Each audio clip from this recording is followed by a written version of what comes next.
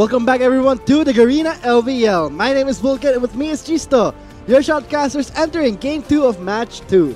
And of course, quick recap of what happened during the previous game. UPD Ablation Esports finally snapping their 8-game losing streak with a very interesting finish. I should say both teams just going back and forth, but in the end, it was UPD that took down the opposing Nexus. So congratulations to them finally picking up a win after quite a long time. But they're not yet out of the tunnel. Remember that this is a 2-game series, so MCL, they can go for maybe a 1-1. We might see it, but moving on to the standings here. Yes, as Chisto said, the UPD Ablation Esports will be moving up by their standings, but now this leaves the Warlocks at 2-9. Yeah, and the Warlocks, they still have a chance to tie this up with UP if they're able to go 1-1 in the second match, if they're able to come out on top. But let's see, are they flustered? Because during the previous game, I think they could have possibly gone for the Baron instead of trying to rush and end the game. So clutch decisions, unfortunately for them, did not pan out. Let's hope they have adjusted for the second match. So I think it's safe to say that from that game one itself, it was very a back and forth game. But still, that slight decision that UPD made just to go for the Nexus was the winning blow. Yeah, and of course, during the previous game, Atlas and I mentioned that MCL, they have the execution right there, but the macro, they need the macro to sort of tie it all together. And unfortunately, the late game decisions for them did not pan out in the way that they would have expected it to. So for the next game, I want to see them adjust and make more clear calls with less risk involved. So let's see that. Now, we'll be moving on to the drafting phase of our second game in our second match for today's LVL broadcast. So I think we are ready to go on to the drafting phase. Let's see how UPD and MCL will pan out their strategy. Yeah, I wouldn't be surprised to see the similar bands come out. Camille, Zoe, possibly an Ornn, because we've seen Ornn is still a very strong pick. So I don't think any team would be interested to actually deal with that because he's a very effective champion in the current meta. So I think it's safe to say that when you keep the Ornn open all the time, it's somehow of a back and forth. I mean, MCL did that risk. That's how UPD got the Ornn. And I think because of this Ornn, it really changed that how the flow of the team fight would go.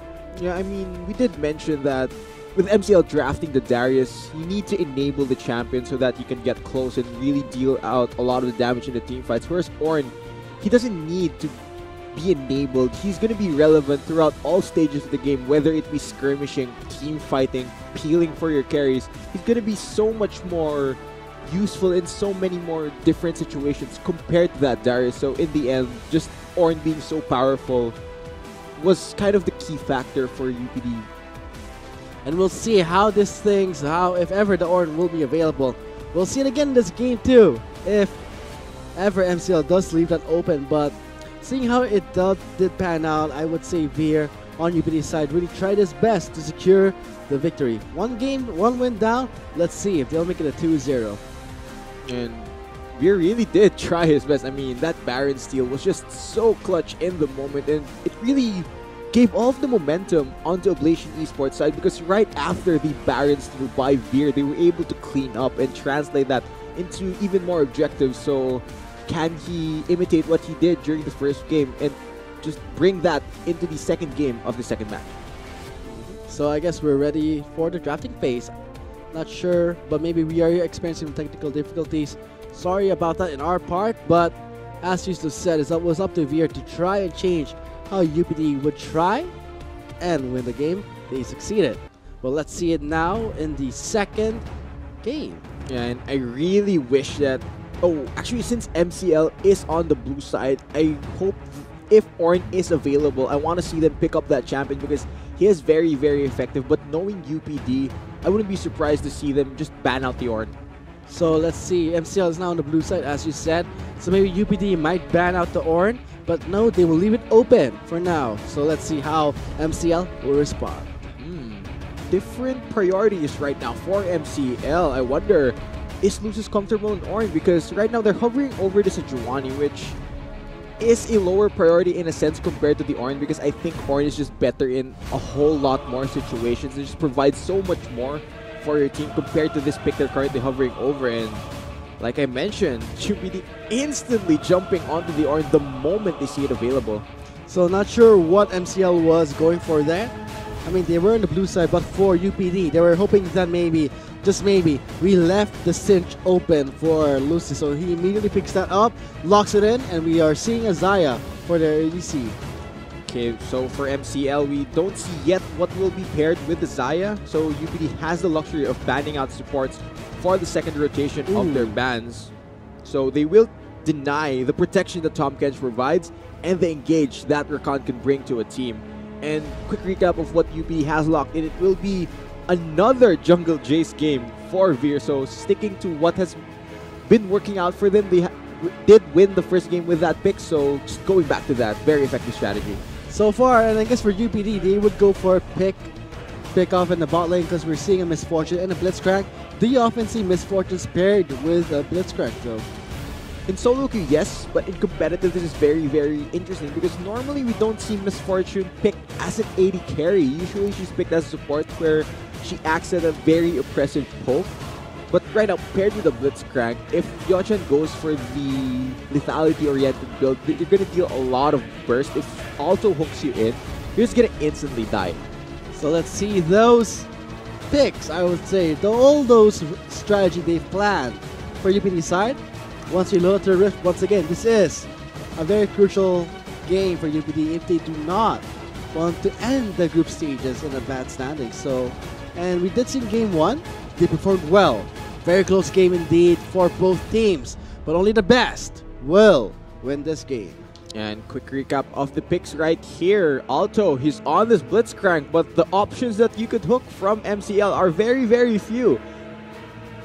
Zaya does have that Feather Storm to get out once she hits 6, so that's one more layer of protection that she has versus the Rocket Grab, but everyone else is tanky from MCL as we load on to the Rift for the second game of the second matchup with Malayan College's Laguna Warlocks on the blue side versus UPD Ablation Esports on the red side. So let's see how things will pan out. This is going to be an interesting match. We did see in the first game of the match 2 that it was a very close game for both teams. But now already, when you have a Blitzcrank, you should invade and immediately burning for a flash for flash. So McClurd and Alto's flash will be down, but it's okay. Alto has the Hextech flash. Yeah, and you can do a lot of shenanigans on that with Blitzcrank. Just stand in the bush, Hex Flash, and then immediately go for a hook. It's basically a flash hook, but on a 20-second cooldown. So MCL, they need to be very careful to avoid these hooks from happening. In a sense, it does complement the hook of this Blitzcrank because they kind of have a similar cooldown, but we'll see how Alto, knowing that he does have the Hextech Flash, how he will use it in the bot lane is interesting to see. But as for Lucis, I think this is the first time that his cinch was actually left open in the whole LVL. So let's see how he can actually perform in this cinch, and maybe we'll know the reason why it was constantly banned. Yeah, I'm very interested to see how this pans out, of course, because looking at the team comp win conditions for MCL, they drafted the Talia again, and I really want to see Stellar, once he hits level 6, once he has the Weaver's Wall, move towards the side lane and apply even more pressure, because during the previous game, we did see he was able to respond, but I want to see more of that. I want to see more proactiveness come out from MCL's mid laner. And as for the Talia that's been picked up here, yes, I have to agree with you on that point, because when you're talking about Talia, you can work through 2 ways. You can be a utility, you can be a burst. Talia covers both of those fields. So I think for MCL, they have a rather solid composition entering this game too. Let's see how things will be executed though, because that's very important. Yeah, of course, once you load up into Summoner's Rift, I cannot stress enough that it all comes down to how well you basically clicked on your mouse and press the keys on your keyboard, because execution is the name of the game. You can have the best team comp, you can have all the counter picks, but if you don't know how to execute them, that doesn't translate into wins. So yeah, I gotta ask you, Chiefs, though, about this jungle Jace. How did it work out for them in game 1? Because as far as I can tell, it was more on Veer behaving like it's the same playstyle you would see on maybe a Shyvana, because it's very farm-oriented. Yeah, because talking about Jace, right? We know Jace as a champion, he needs gold, he needs items in order to be effective. And like you mentioned, Veer played it like a Shyvana where he just farmed up, got his lethality items, and once he scaled, without any threat to him being shut down because he was able to free farm in his jungle, and that's how it's working. There's already going in, level 3 flashes in and to the skies towards the opposite side. Stellar is trying to back away. Here comes the help, but still, it's going to be too late. With that said, that's going to be the first blood going to Veer. That was great execution by Veer. The flash into the E, acting as a mini insect maneuver of sorts. Great gank pulled off by Ablation Esports jungler. And I gotta say, from that clash itself, I thought Veer would just farm it out, but after that gank, he immediately invades Hatred's jungle and steals a few camps here and there, so I think this is a good start for Veer. And for Lucis in the top lane, that's gonna be a signal to fall back. Let's see, Nona has flash. He can go Bell's Breath W, yes! But no, a close call. Just one more hit though, he would have died. Can Solis catch up though? Let's see though, I don't think. Oh no! Now with the plays! What a crazy Q coming in from the blind spot. He doesn't care, he knows. 200 IQ play right there. Whoa. That was insane. Teach me. That is actually a blind Q. That's gonna go to the top 5 players. That's gonna be one for the books here. Nona, known for stealing the Baron. Now with that outplay against the Singe. That is interesting. Oh, look at that. Nona denies the fling toss coming from this Singe. So immediately, Lucis is losing this trade. Ooh, very tough trade there. Lucis just teleported into lane. He needs to be very careful because Nona can still go for an all-in. Look at this blind Q by Nona. Just insane. Look at that. This is beautiful. This is blind.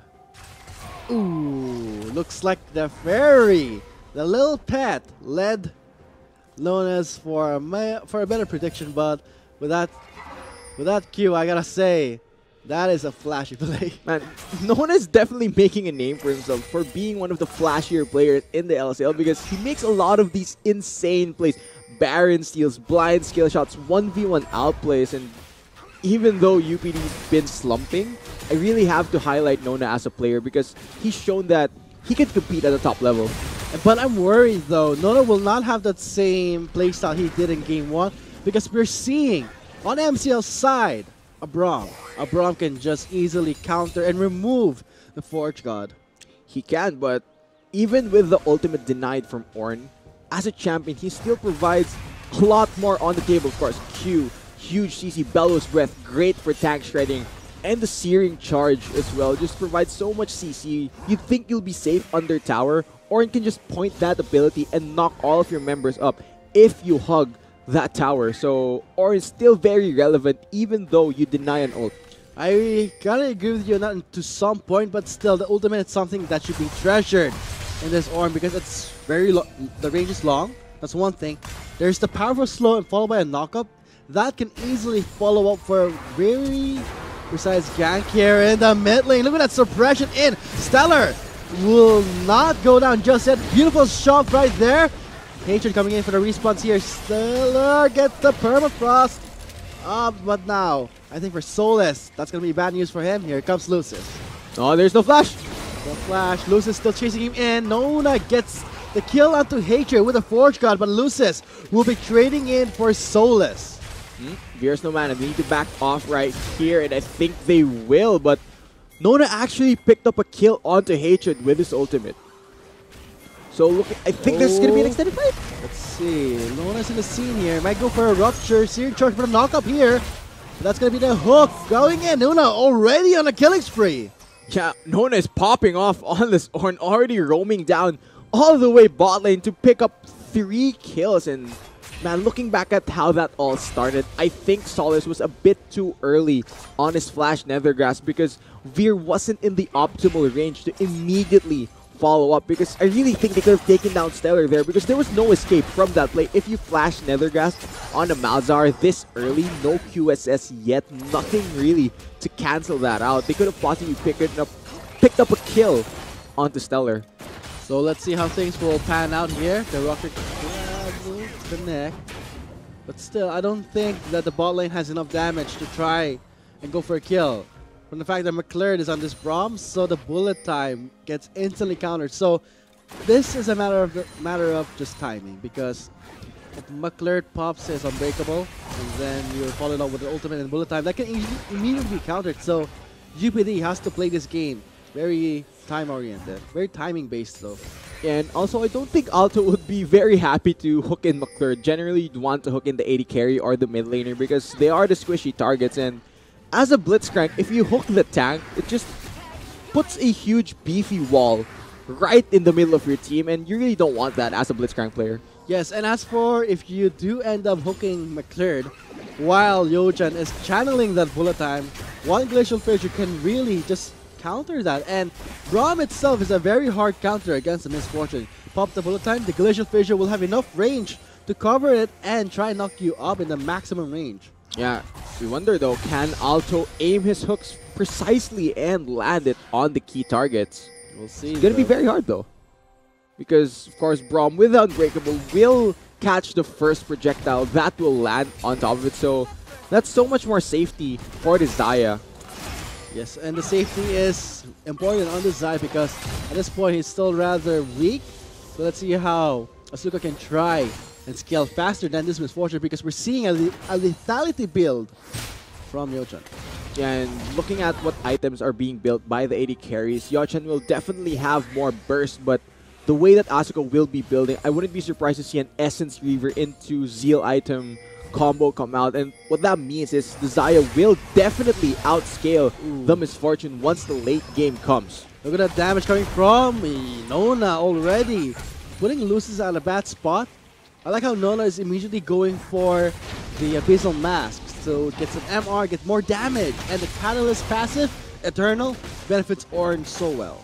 Yeah, gotta be very cost efficient, I should say, because like you mentioned, more damage coming from the Abyssal Mask passive and more sustain, more also resistances versus the magic damage that can come out from MCL. Legend Prism will connect onto Nona. He's very low in health and will be flanked towards the other side of the map. And that's going to be a response coming from Stellar. He gets the shutdown. And this is what I want to see come out from MCL. Stellar making use of his Weaver's Wall to impact a side lane. This is what you do as a Taliyah. You shove your lane and then you roam. You help the rest of your team get ahead. And MCL, they need more of this if they want to bounce back and end the match in a tie. And interestingly enough, we're seeing Asuka running the Targon's Brace. So this might be the overheal and shield battery strategy that we did see in the game of UST. Yeah, and of course, this is a very popular strat at the moment because it provides your AD carry with even more protection, makes them harder to kill. And if the AD carry is hard to kill, that means they can dish out more damage longer in fights. They will last fairly long unless you're able to just pile on all of your damage instantly. But still, that's very difficult given that this is a Xayah. She does have that Feather Storm for the self-peel, so that's one layer of protection of her getting killed. So let's see here, not just from that, the goal that they shared will benefit McClure too, and maybe helping him get his items faster. Yeah, you gotta share your blessings, man. Gotta share your blessings. Makes everyone feel good. And looking at what UPD can do at the moment, we've seen MCL make proactive plays. UPD have been making proactive plays of their own as well, but the execution hasn't been on point. We saw Solis try and go for the Flash Nethergrasp down in the mid lane. Unfortunately, his Veer wasn't in the optimal range, like I mentioned, to immediately follow up. Oh. What's this? I see Hatred coming in for it. Gang. Unbreakable is up. Fissure misses by a long shot here. That's going to be an ultimate down for McClure. Looks like UPD saw it coming. Yeah, I wonder, was that a bait though from MCL? Because if the Glacial Fissure had landed, Alto did not have his splash up yet, and there's enough CC to lock him down because it's a Braum and a Giovanni. If these champions get close to you, they're able to stack all of these stuns. You're just not moving for days. Oh boy, here comes Hatred, gets it slow. Alto will get double CC here. That's going to be the Braum and the Permafrost doing the work here. There's the ultimate. Hatred is holding on to it. They see Veer. They're backing away, but they won't let them escape. That's going to be Hatred popping the prison, but on the wrong target. Looks like McClure managed to flash away from the shock blast. Here comes the teleport in, but immediately walks into that death. Veer gets the kill to Lucis, and the shock blast will make MCL, the Warlocks, back off. Yeah, MCL, they need to back off right now. There's so much poke coming from UPD, especially the Jace from Veer. And Lucis feels bad, man. He teleports to his death. You don't have QSS yet. Solace just locks him down and gives UPD their 5th kill of the game. And that's going to be a huge bonus for Oblation Esports. Already, not from the fact that Nona has a huge advantage, I would say, against the Cinch.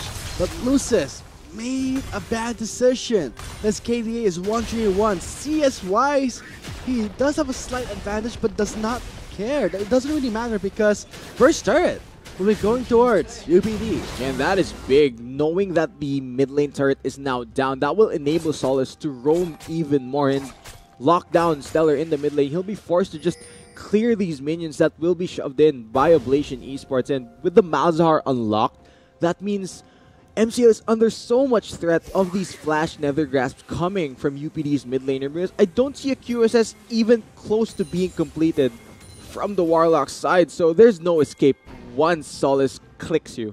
Well, let's see. Lucis is rushing that Rylai's Crystal Scepter, so maybe that could be his turning point. We just have to wait. And as for the Warlock, Stellar did manage, as you said, yes, playing the side lanes well, but that's gonna change because his mid lane has been destroyed. Yeah, and looking back at the previous skirmish in the bot lane, unfortunately for MCL, the ultimates did not pan out the way they wanted to. And if you're forced to use Sejuani's ultimate in a defensive manner, that really shuts down a lot of proactivity that your team can do, because generally you'd want to use that ability to force fights. But if you use it to just run away and disengage, your team is going to be with less options for the next minute or so.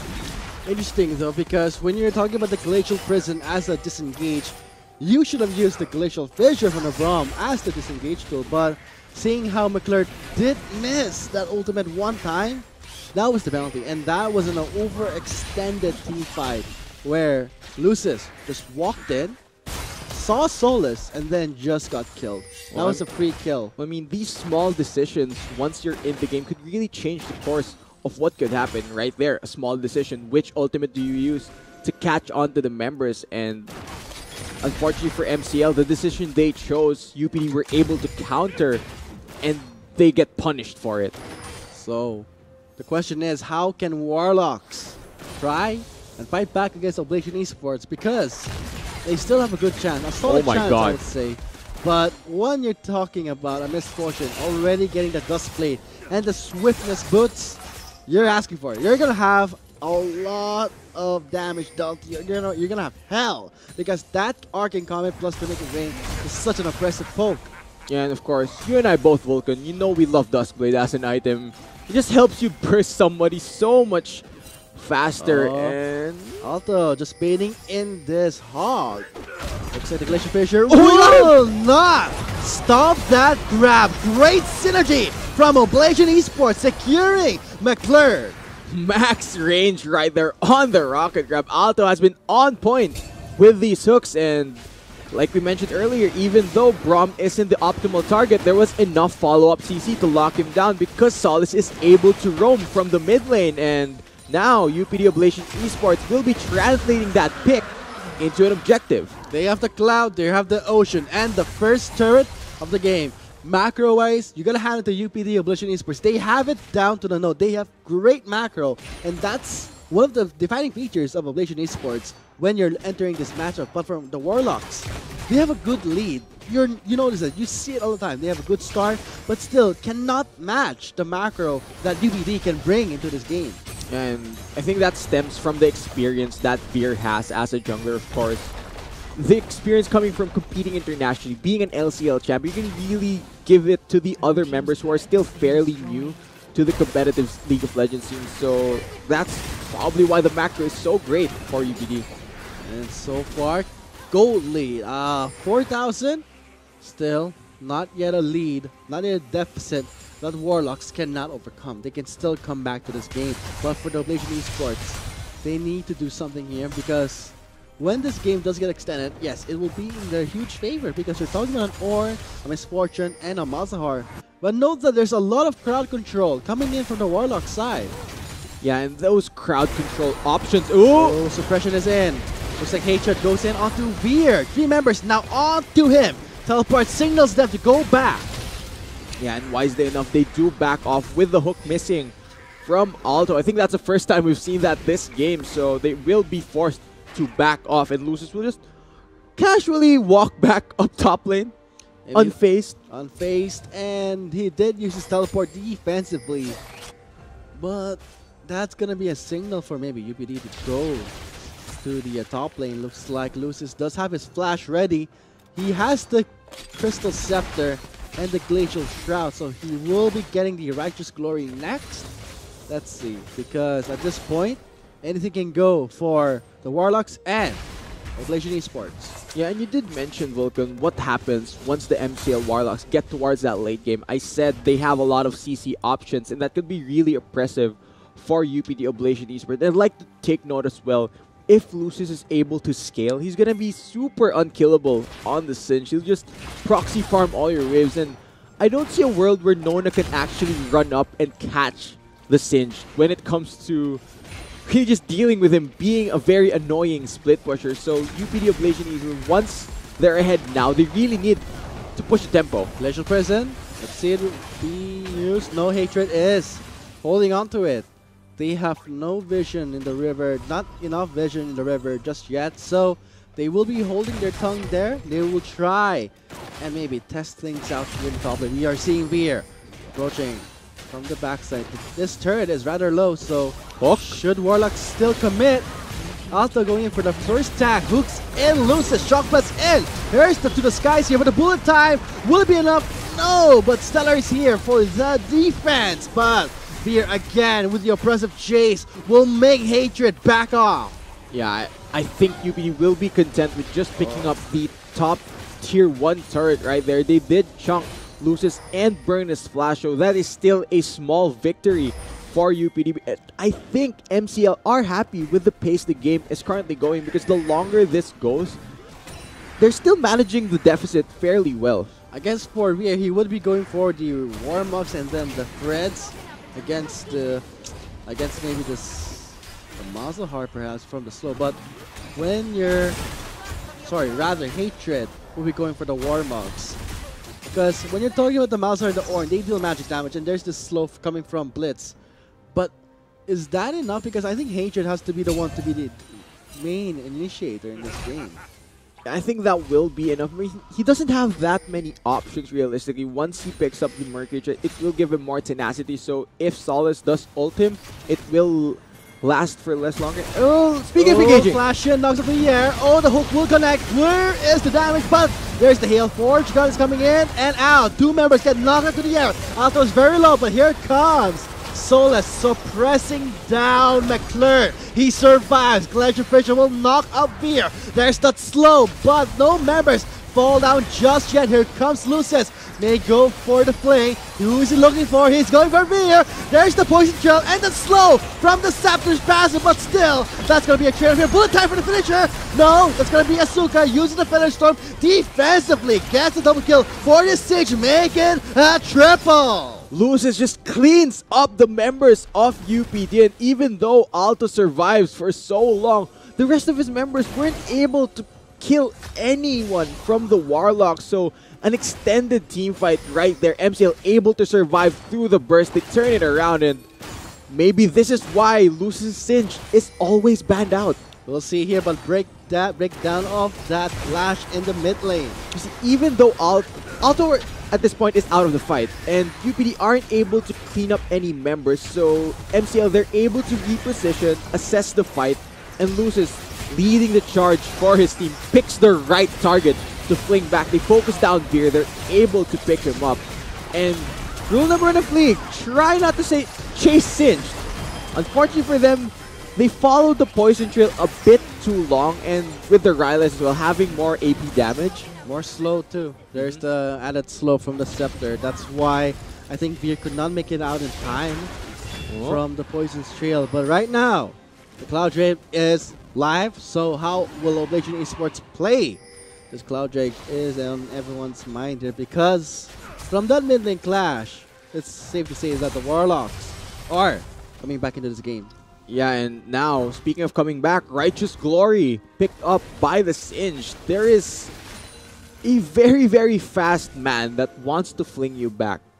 UPD, they need to burn at least one CC ability to just knock him back. But if you burn the Nether Grasp onto the Singed and not kill him, that is less threats onto MCL's carry. So decisions, tough decisions, need to be made by UPD. But right now, they're going for the easy decision, picking up the Cloud Drake.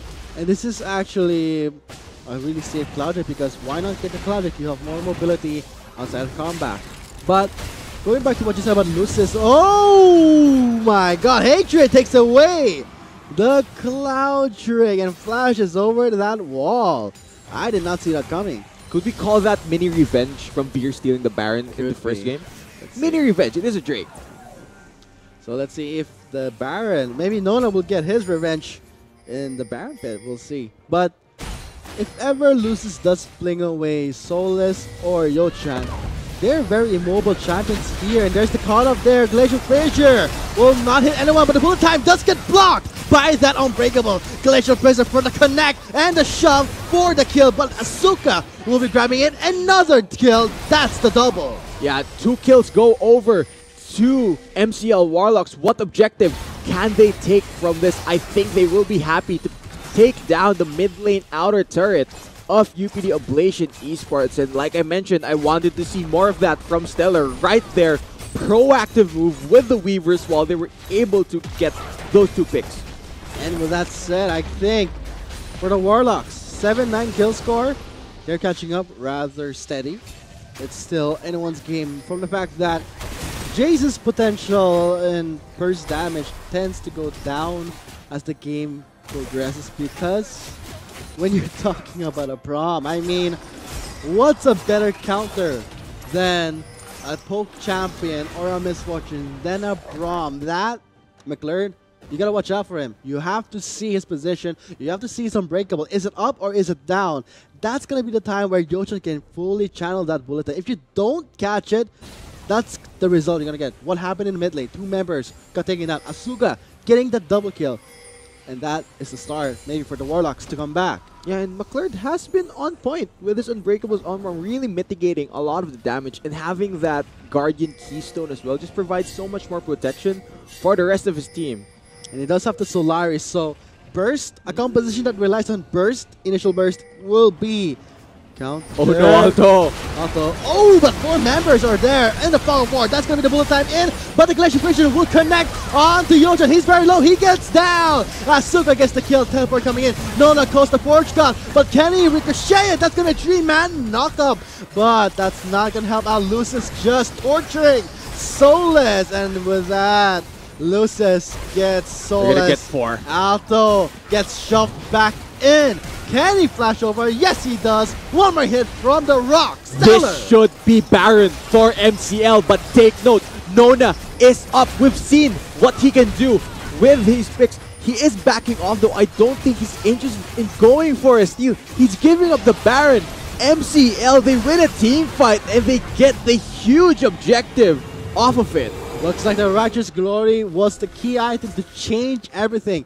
The active itself is powerful for a cinch. Get in, fling the enemy, and just focus on the immobile champion, which was the Malzahar in this replay. Alto goes too far forward, and like I mentioned, if Soulless burns his ultimate onto a tank, that's less threat.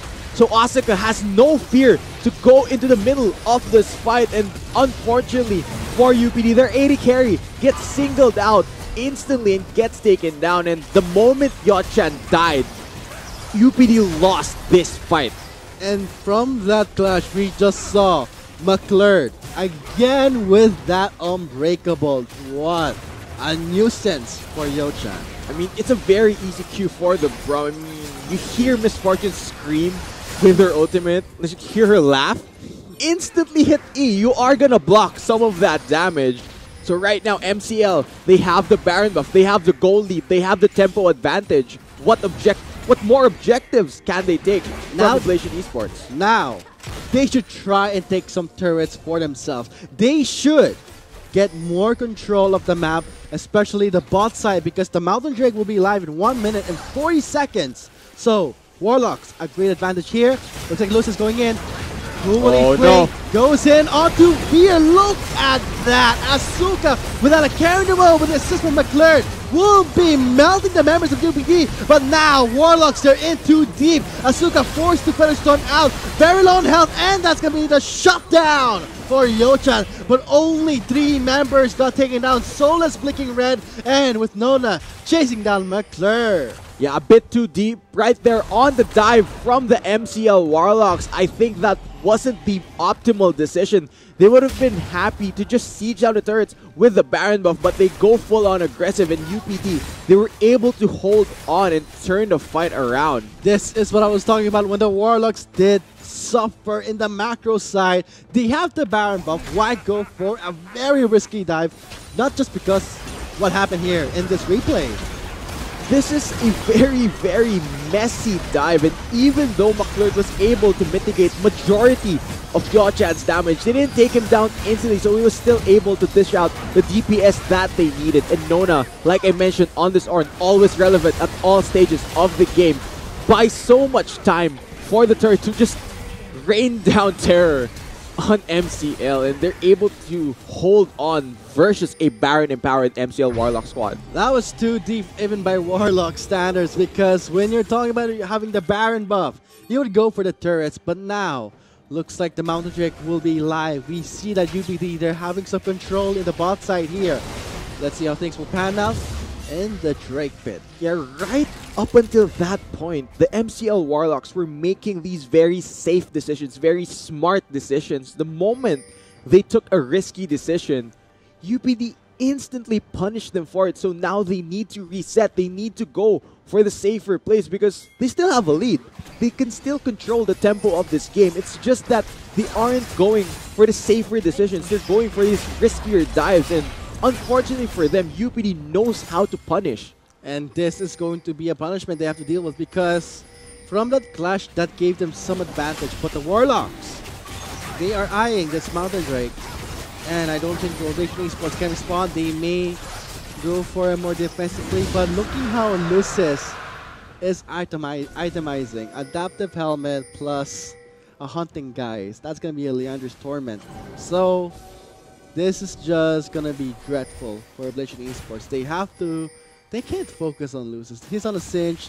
That would just waste their time. So what can Ablation Esports do in order to try and fight back the engage coming from the Warlocks? I actually think they should instantly focus down Lucis once a starts begin. Once the fight starts. Because he's building fairly squishy. He's building AP items, so he doesn't have the same defensive stats, and he doesn't have that QSS to remove the Malzahar ultimate. So if Fissure's there. Solus is back away here. So one ultimate down. McClure will not have his Fissure up for the meantime, but we're seeing Nona pressuring the top lane. And now here comes Lucis. He might get this is an interesting 1v1. It's more than watching paint dry, if I would say, or watching your fridge defrost. But if you're impatient, you can use an ice pick.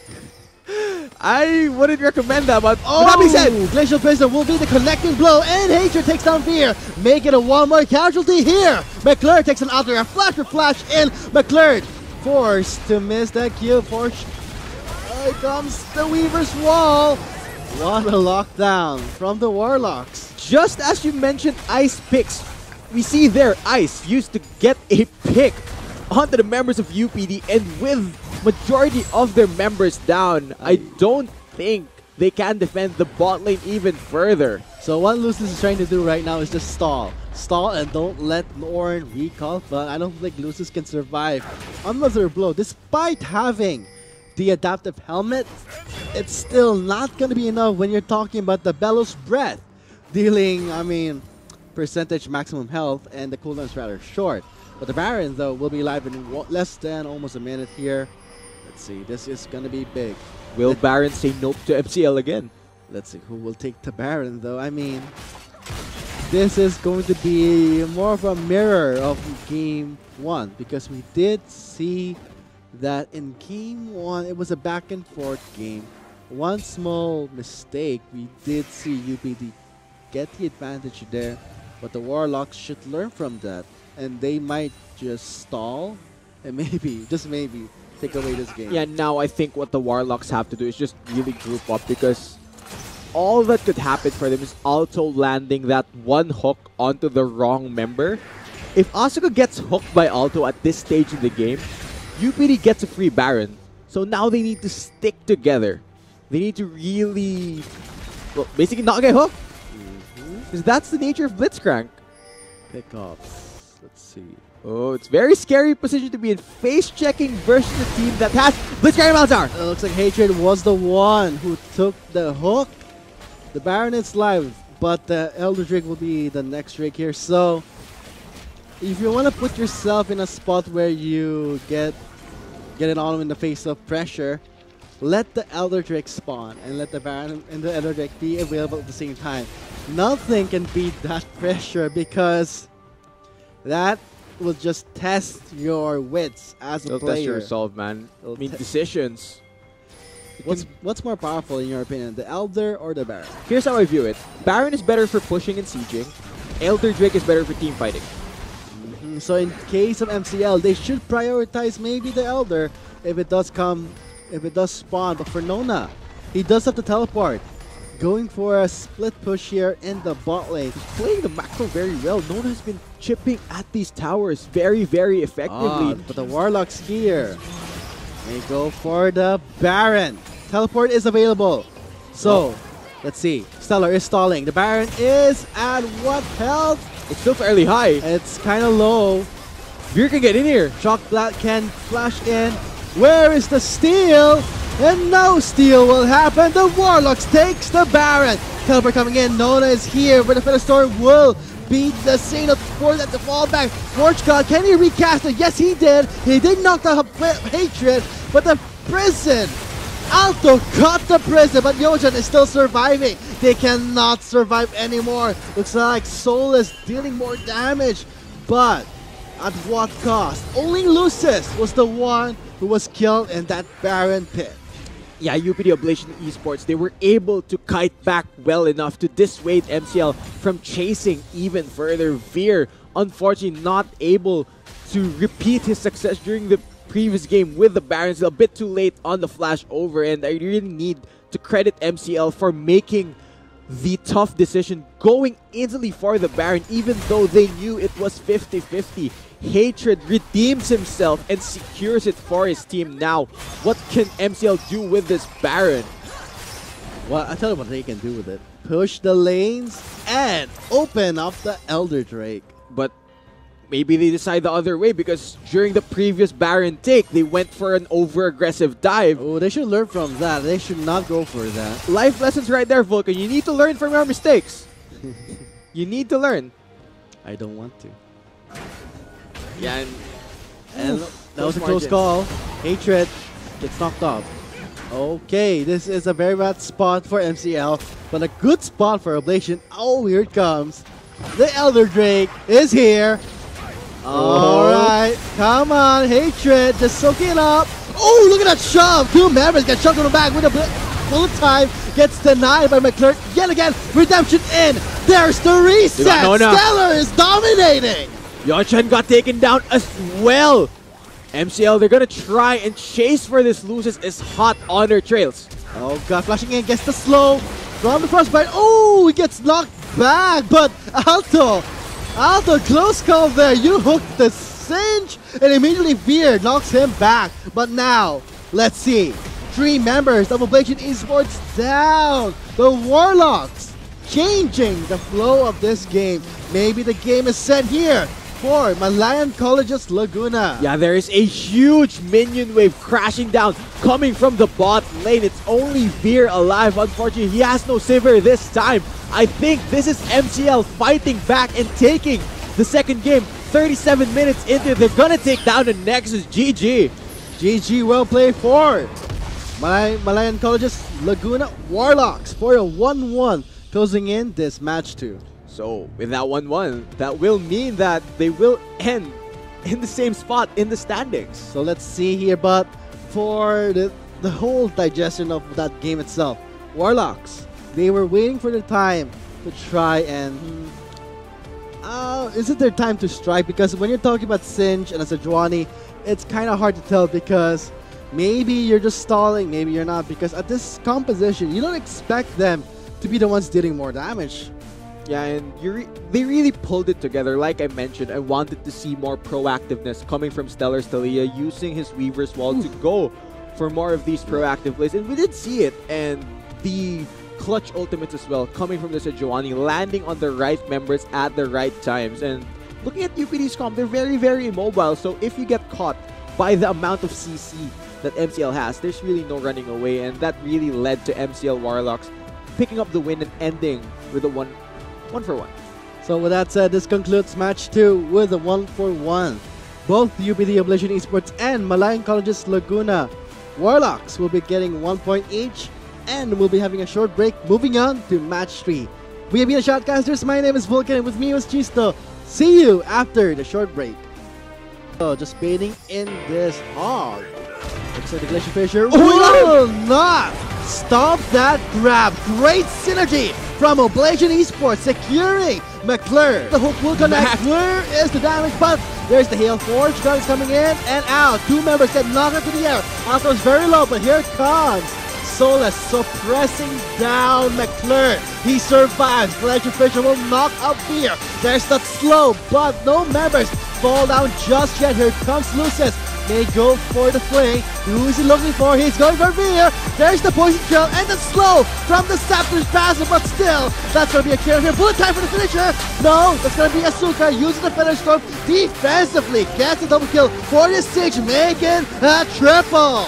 Lucis just cleans up the members of will not hit anyone, but the bullet time does get blocked by that Unbreakable. Glacial Prison for the connect and the shove for the kill, but Asuka will be grabbing in another kill. That's the double. Yeah, 2 kills go over. Oh no, Alto. Oh, but 4 members are there in the follow forward. That's going to be the bullet time in, but the Glacial Prison will connect onto Yochan. He's very low. He gets down. Asuka gets the kill. Teleport coming in. Nona calls the Forge Gun, but can he ricochet it? That's going to be a 3-man knockup. But that's not going to help out. Lucis just torturing Solus, and with that, Lucis gets Solus. We're gonna get 4. Alto gets shoved back in. Can he flash over? Yes, he does. 1 more hit from the rock. Stellar. This should be Baron for MCL. Lucis going in. Who will he play? Goes in onto Fear. Look at that. Asuka, without a carrying away with the assist from McClure, will be melting the members of UPD. But now, Warlocks, they're in too deep. Asuka forced to Feather Storm out. Very low on health, and that's going to be the shutdown for Yochan. But only 3 members got taken down. Solus clicking red, and with Nona chasing down McClure. Yeah, a bit too deep right there on the dive from the MCL Warlock. That being said, Glacial Prison will be the connecting blow, and Hatred takes down Fear, making a 1 more casualty here. McClure takes an out there, a flash in. McClure forced to miss that kill. Here comes the Weaver's Wall. What a lockdown. Hatred just soaking up. Oh, look at that shove. 2 members get shoved in the back with a bullet time. Gets denied by McClure. Yet again, redemption in. There's the reset. Stellar is dominating. Yochan got taken down as well. MCL, they're gonna try and chase. He has no Sivir this time.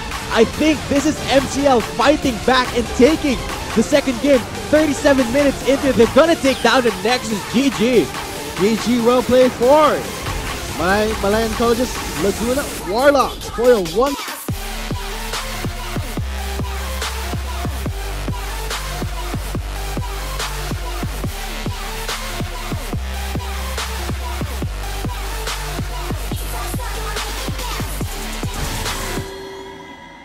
Not enough Garena shells to buy the latest League of Legends skin? On sale now? Get shells anytime, anywhere with your Globe or Touch mobile number. Go to gamer.com.ph and sign up with your mobile number and enter the verification code you will receive via SMS.